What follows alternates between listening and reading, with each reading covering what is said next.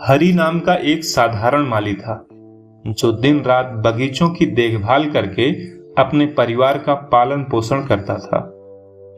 उसके पास संपत्ति या धन दौलत नहीं थी, लेकिन उसके पास था अपने काम के प्रति सम्मान और अपने बेटे के लिए असीमित प्यार।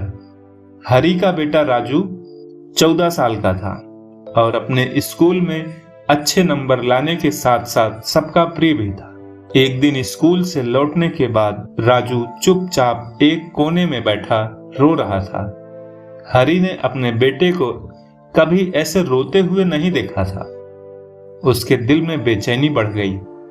वह पास जाकर उसके बगल में बैठा और धीरे से उसके कंधे पर हाथ रखते हुए पूछा, क्या बात है बेटे, क्यों रो रहे हो?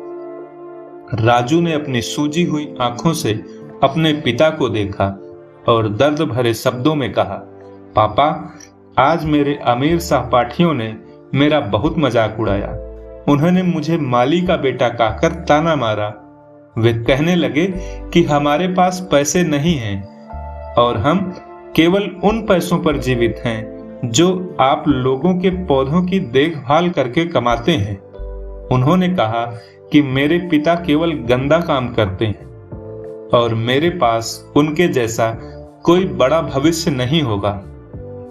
राजू के शब्द सुनकर हरि के दिल में एक चुभन सी महसूस हुई।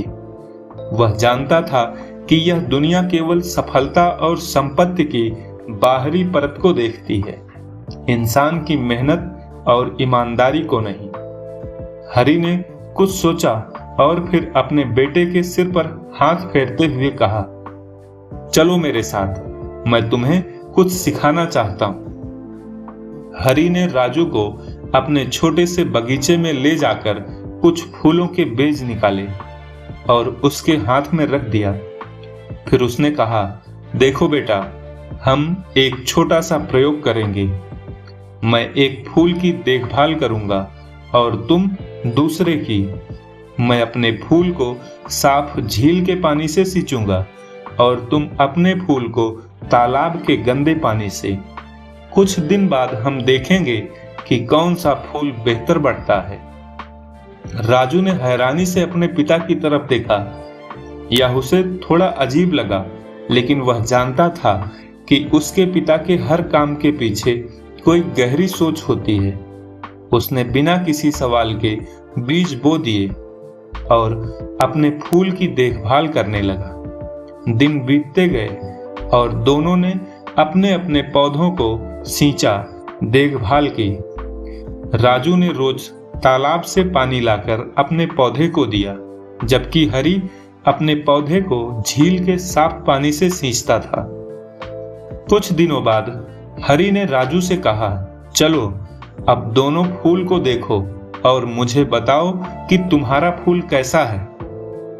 राजू ने उत्सुकता से देखा और हैरान रह गया।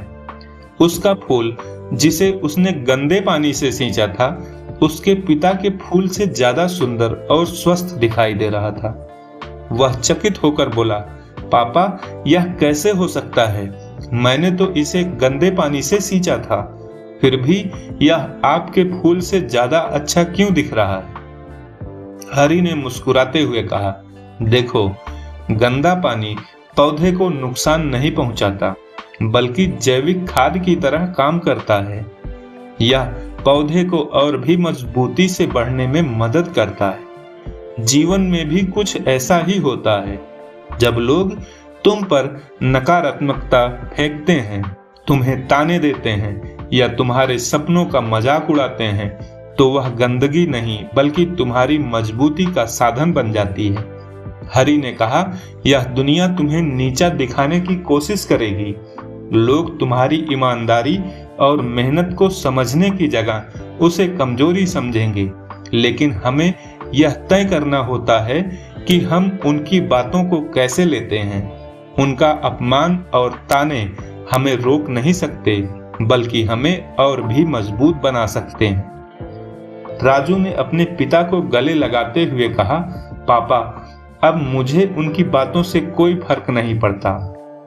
मैं भी एक फूल की तरह अपनी परेशानियों से सीखूंगा और उनसे और भी बेहतर इंसान बनूंगा। राजू अपने बेटे के चेहरे पर आत्मविश्वास देखकर गर्व महसूस कर रहा था। उसने प्यार से कहा, याद रखना बेटा, नकारात्मकता और सकारात्मकता दोनों हमेशा रहेंगी, लेकिन तुम्हें यह चुनना है कि किसका असर तुम पर होने दो।